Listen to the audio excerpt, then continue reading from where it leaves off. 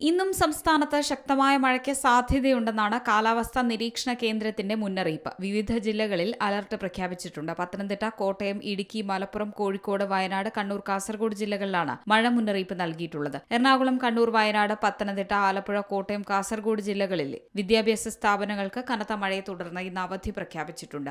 നേരിട്ടല്ലെങ്കിലും Pacific സമുദ്രത്തിൽ രൂപം കൊണ്ട ഡോൾഫിൻ ചുഴലി കേരളത്തിലെ മഴയെ ബാധിക്കുന്നുണ്ടെന്നാണ് റിപ്പോർട്ടുകൾ. സൂപ്പർ ടൈഫൂണായ ഡോൾഫിൻ ജപ്പാനിലെ ഡൈറ്റോ റിയുക്യു ദ്വീപുകളിലേക്ക് അടുക്കുകയാണ്. മണിക്കൂറിൽ 175 കിലോമീറ്റർ വേഗതയിൽ വീശിയടിക്കുന്ന ശക്തമായ ചുഴലിയും പ്രളയമഴയും ഡോൾഫിനൊപ്പം കൊണ്ടുവരുന്നുണ്ട്. വടക്കു പടിഞ്ഞാറൻ പസഫിക്കിലെ ടൈഫൂണുകൾ ഏഷ്യൻ മൺസൂൺ മേഘവ്യവസ്ഥയെ ബാധിക്കും. ഇന്ത്യയിലേക്ക് മഴ എത്തുന്നത് ബംഗാൾ ഉൾക്കടലിലെ ന്യൂനമർദ്ദങ്ങളിലൂടെയാണ്. അത്തരം ന്യൂനമർദ്ദ രൂപീകരണത്തിന്റെ വേഗത കുറയുമെന്നതാണ് പരിണിതഫലം. ഡോൾഫിൻ ചുഴലിക്കാറ്റിന്റെ വിദൂര സ്വാധീനം കേരളത്തിലേക്കുള്ള കാലവർഷക്കാറ്റിനെ കൂടുതൽ ശക്തമാക്കാൻ കാരണമായെന്നാണ് വിദഗ്ധർ പറയുന്നത്. ഡോൾഫിൻ ചുഴലിക്കാറ്റ് അടക്കമുള്ള വിവിധ കാരണങ്ങളാൽ സംസ്ഥാനത്ത് ഇന്നുകൂടി അതിശക്തമായ മഴ തുടരുമെന്നാണ് മുന്നറിയിപ്പ്. പസഫിക്കിൽ ശക്തി പ്രാപിച്ച ഡോൾഫിൻ ഇന്ന് ചൈനയുടെ തീരം തൊടുമെന്നാണ് പ്രവചനം. കര തൊടുന്നതോടെ ചുഴലിക്കാറ്റ് ദുർബലമാകുമെന്നും വിദഗ്ധർ പറയുന്നു. ഇതോടെ കേരളത്തിലേക്കുള്ള കാലവർഷക്കാറ്റിന്റെ തീവ്രതയും കുറയുമെന്നാണ് പ്രതീക്ഷിക്കപ്പെടുന്നത്.